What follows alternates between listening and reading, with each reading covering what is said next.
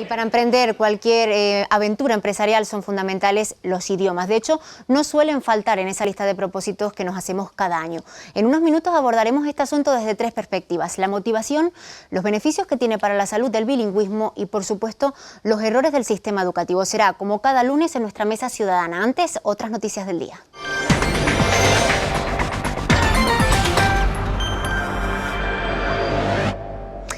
Vamos a hablar de los idiomas, como les contábamos, la eterna asignatura pendiente de los españoles, aunque parece que la cosa va cambiando y cada vez estamos más concienciados en la necesidad de hablarlos. Lo vemos en el aumento de intercambios de alumnos en el extranjero y lo vemos también en el aumento de las matriculaciones en las academias. Escuchamos lo que nos contaban esta mañana en una de ellas. Que pienso que es una cosa pues, que puede ayudar a la gente a comunicarse más, a trabajar, no sé.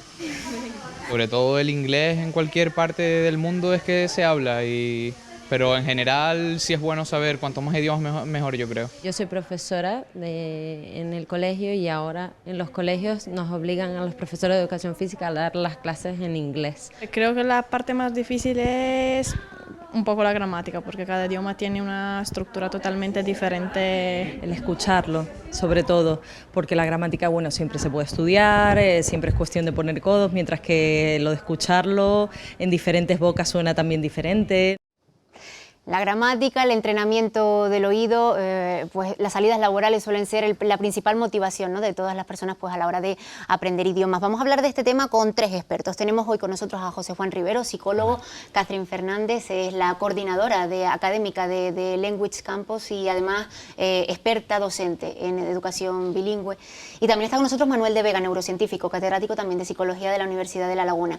Es increíble, pero todavía nos sigue sorprendiendo. Seguimos admirando a las personas que dominan idiomas, cuando se supone que tendría que ser una cosa al alcance de todas las manos, en principio. Sí, sobre todo porque estamos en una sociedad donde lo que se potencia es el aprender y aprender constantemente. Estamos hablando de una sociedad donde lo importante son las competencias laborales y una de las competencias básicas, fundamentales para el desarrollo personal y profesional es el inglés, las competencias idiomáticas. Incluso la UNESCO se lo ha trazado como un objetivo fundamental a nivel europeo, sobre todo porque habla de ese perfil de ciudadano europeo que es el ciudadano bilingüe e incluso trilingüe. Creo que es fundamental potenciar todas las políticas que vayan destinadas a lo que es el cambio del sistema, sobre todo para favorecer la adquisición temprana de los mismos. Es un problema del sistema, es un problema de motivación del propio alumno, de esa falsa percepción de decir los idiomas son una asignatura que ya yo aprobé en el colegio, que con esto soy capaz de defenderme, yo chapurreo y con esto tiro para adelante. ¿Cuál es el principal o la principal laguna, principal deficiencia que ustedes detectan a la hora de preparar esos programas, digamos, educativos? Bueno, a veces lo contrario, una cosa que no perfeccionaron durante sus estudios normales. Y el fracaso y la ansiedad. La ansiedad, lo que intentamos hacer es bajar esa barrera de ansiedad, de nervios y de miedo a hacerse el ridículo delante de los demás y convencerles de que todo el mundo es capaz de aprender un segundo y un tercer idioma. No hay barreras reales, son barreras que nos causan la ansiedad y a lo mejor el fracaso anterior. Y la barrera, no hay barreras porque es cuestión también de un poco de motivación, ¿no?, de aplicarse, digamos, pero la edad también es un factor determinante, Manuel. Sí, por supuesto. Cuanto más joven es una persona, mejor.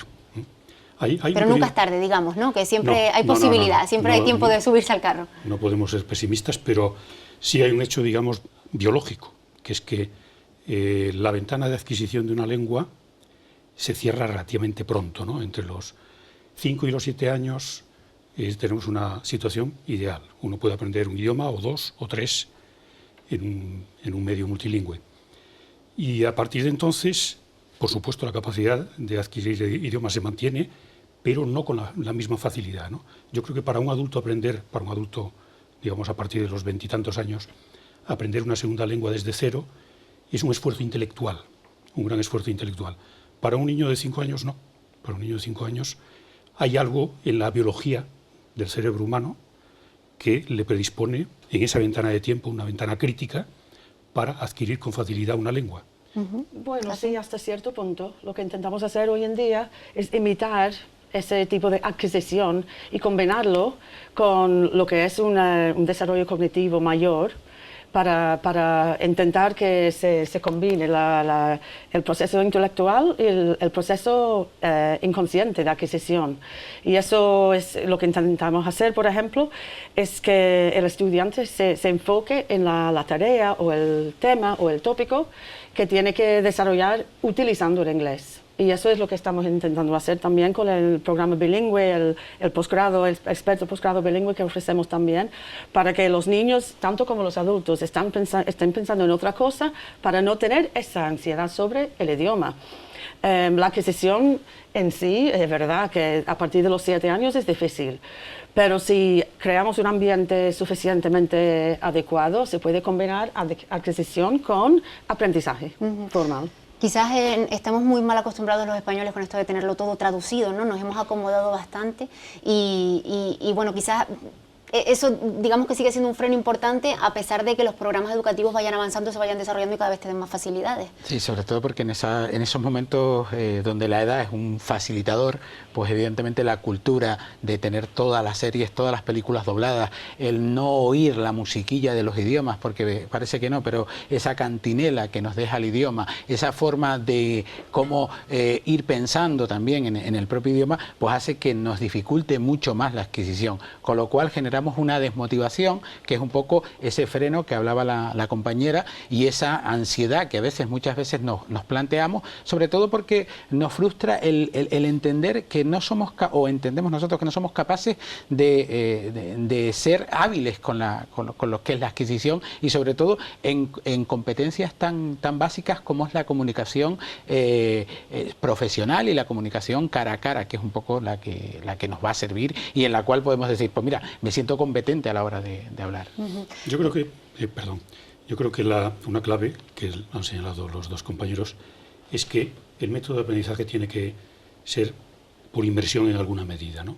El estudiar inglés, no sé, como segunda lengua, como una asignatura restringida a una hora de clase y además con lecciones de gramática, sintaxis y no sé qué, y aprendizaje de vocabulario, es completamente artificial y poco eficiente. En cambio, un método de inmersión como el que sugiere Catherine o que están utilizando, pues supone un uso natural y espontáneo y basado en las necesidades comunicativas, que es como realmente aprenden los niños, ¿no? Y en la medida en que se cree ese entorno de inmersión en el idioma, se podrá obtener éxito. Y en alguna medida también influye el disponer de un entorno incluso en la televisión y en el cine, en que se exponga a las personas, a los niños sobre todo, a la audición de la segunda lengua. Todo suma, ¿no? Digamos que todo lo que tengamos a nuestro favor, incluso pues desde pequeñitos o ya de adultos también, el hecho de ponernos a ver pues las series que nos gustan, las películas que nos gustan en el idioma, en la versión original, pues es fundamental. Lo que sí que está comprobado, que siempre intentan seducirlo con esos eslóganes, ¿no? Lo bueno que es para la salud el plantearse a cierta edad el seguir estudiando idiomas, es una forma también de ir trabajando la mente, ¿no?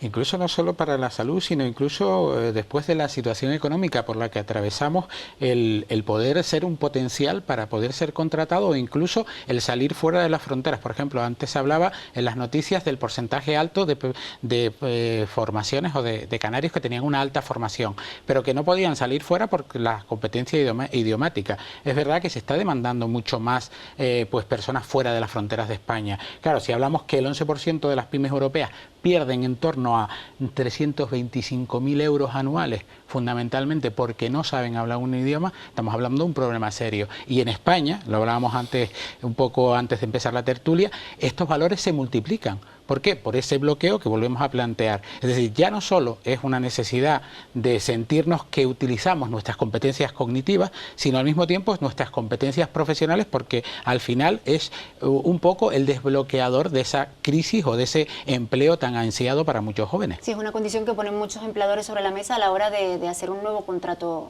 laboral, eso está claro. Nosotros barajábamos un dato, decían que ese 90% de las empresas españolas, los españoles ya te exigían o inglés o francés o alemán, eso está clarísimo. Digamos que el que no se haya enterado todavía parece que está viviendo en otro mundo. Y Y lo que quizás percibo yo, ¿no? Que hay que cambiar ese chip. Muchos dicen, de hecho, barajando datos, hace unos años en una encuesta de la Cambridge University Press se decía que aproximadamente el 64% de los españoles estaría dispuesto incluso a pagar dinero, ¿no? Porque alguien inventara una pastilla, por ejemplo, para aprender idiomas. Manuel, la ciencia que avanza tanto, ¿eso sería posible en algún momento? ¿Nos podrían facilitar tanto este eterno problema? Bueno, yo creo que desgraciadamente el cerebro es plástico a todas las edades, ¿no? Y la plasticidad quiere decir capacidad de aprendizaje. Desgraciadamente, hasta ahora, el mejor método para utilizar esa plasticidad es mediante trabajo intenso. Pero, claro, efectivamente, luego ese trabajo intenso complementado por un entorno lingüístico apropiado y un método basado en las necesidades, etcétera, etcétera, facilita. Ahora, el tema de la pastilla, bueno, recientemente salió en los medios de comunicación, ¿no? Una noticia muy interesante de un profesor del MIT de Estados Unidos, que es un experto en comunicaciones, Negroponte, y decía que hacía una predicción, ¿no? Una predicción un poco, yo diría, salvaje, porque era a 30 años vista. A 30 años vista él ya no estará aquí, algunos de nosotros quizá tampoco, pero la predicción era justamente en esta línea, es decir, que finalmente habrá unas pastillas, unas píldoras que incorporan el conocimiento de una lengua.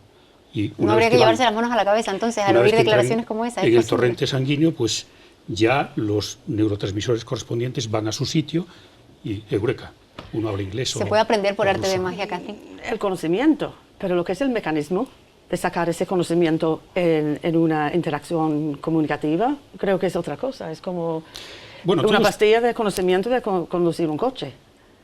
Creo que le quitaría un peso muy grande al estudiante de memorizar vocabulario, de aprender gramática, pero hablar un idioma es 50% físico, no simplemente intelectual. Entonces habría que tirar de ese conocimiento y practicarlo para ponerlo en práctica también. No hay solución mágica. Bueno, ojalá estemos aquí, si la hay, ojalá estemos nosotros aquí para comprobarlo y para decir, efectivamente, esto fue así, ¿no? Yo haría una predicción menos osada que la de este investigador, ¿no? Diría que es posible, quizá no en 10 años o en 20, pero en algún momento, una píldora que mejore la plasticidad cerebral de las áreas que tienen que ver con el lenguaje y que mejore la disposición general o la capacidad general de adquisición de lenguas, un poco como volver al cerebro infantil. Sí, sí. Y eso sí, porque no es tan específico como decir, de pronto tengo un vocabulario de ruso y una sintaxis de ruso, sino de pronto una estructura neuronal que conocemos además, pues se ha implementado y mejora la capacidad general de adquisición. Eso, quizá.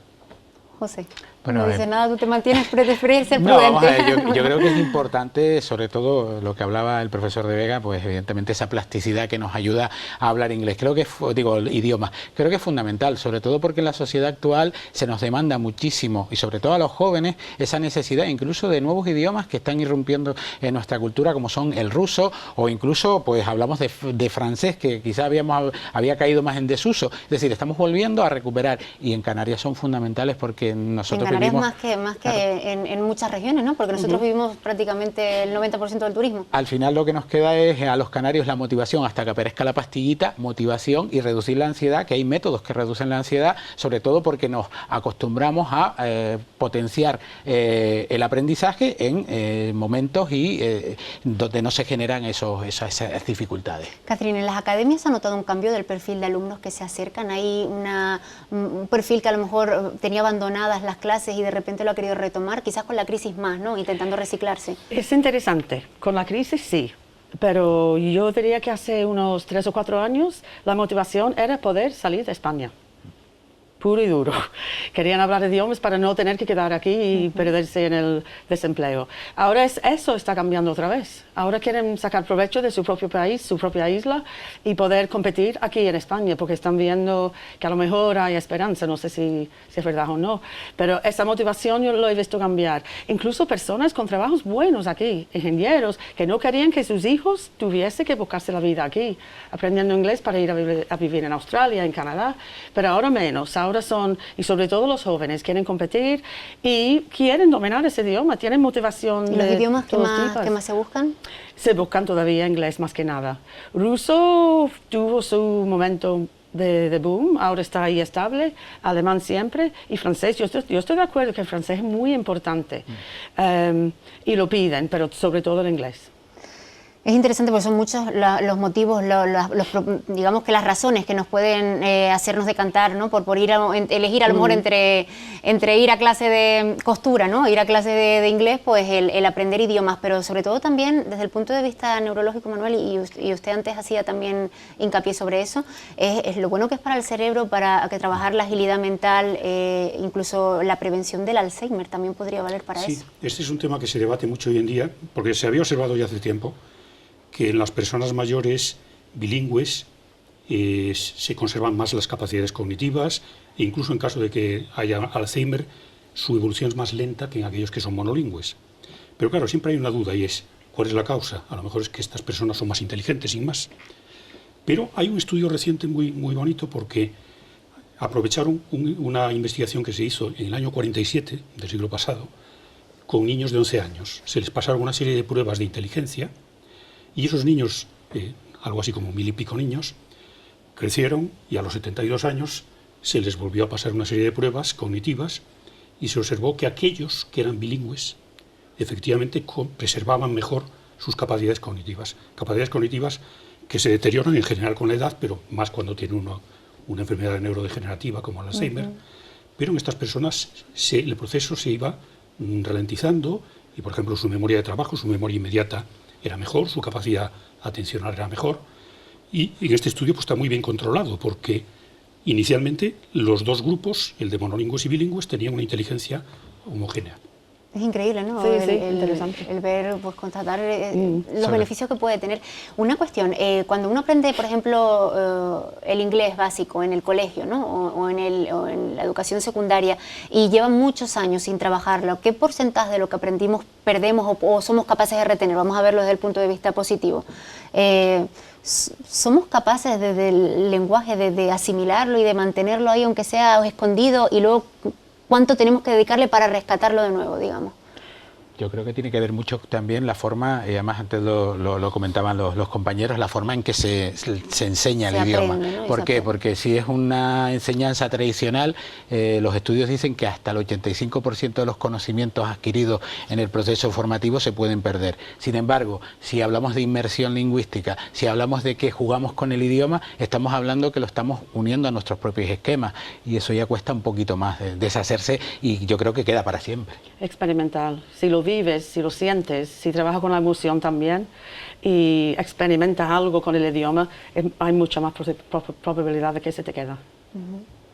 Sí, yo creo que, bueno, adquirir un idioma en alguna medida es un proceso de ida y vuelta. Uno tiene un idioma y mientras lo utilizas está afinado como un instrumento musical, ¿no?